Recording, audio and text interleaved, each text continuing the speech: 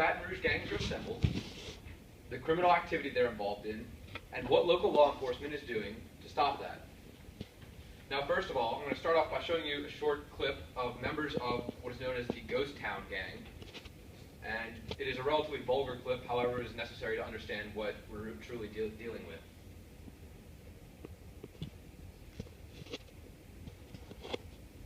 I want him to smoke, but I get him. I'm like, you heard?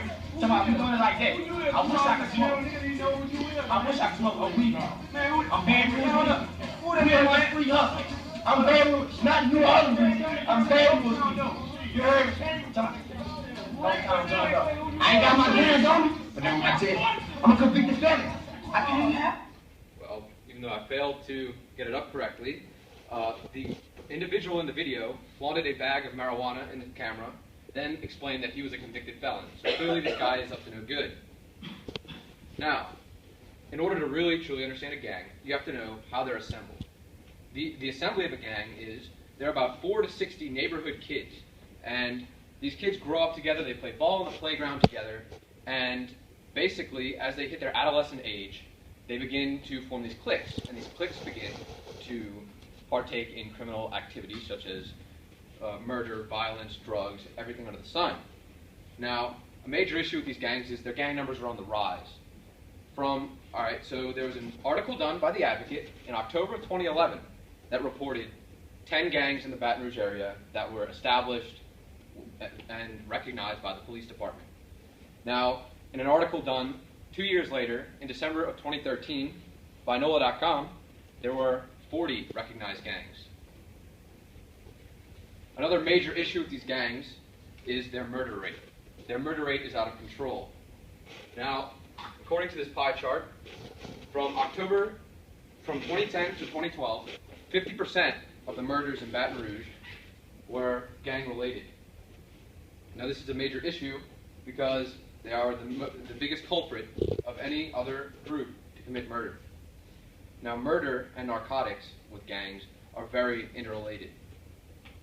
So, in a story done by The Advocate, it was 5:30 a.m. on February 9th, 2014, and a SWAT team bust down the door of suspected members of the Big Money Block Boys gang. What they found inside was astonishing. 8 pounds of marijuana, 11 ounces of cocaine, and numerous unregistered guns. Now, clearly these unregistered guns were going to be used in a major drug transaction that was going to occur. And anyone who got in their way was going to be either injured or killed. Now, the next question we should all ask ourselves is, what are local law enforcement officials doing about this? The crackdown, as it's called, starts off with the basic Louisiana law. Now, the basic Louisiana law, according to the Louisiana Law Library, states that there will be an increased prison sentence for anyone who is suspected of being in a gang when they commit a crime. So therefore, if you, say, commit murder and you get a sentence for murder, it'll be added on that you were in a gang, so you get increased prison sentence. Now, another thing that is being done is that the district attorney in East Baton Rouge, Hillary Moore III, got together with local law enforcement officials and created what is known as the Fusion Center. And what the Fusion Center is it's a database where every time a gang member gets arrested or someone that they think is associated with the gang gets arrested, then they go in a log. And this log helps them keep track of each individual gang and helps them pinpoint the gangs. And the single most important aspect of this crackdown is the BRAVE Initiative, or Baton Rouge Area Violence Elimination Initiative. Now, what this initiative is it's part of a national, reduction of violence campaign.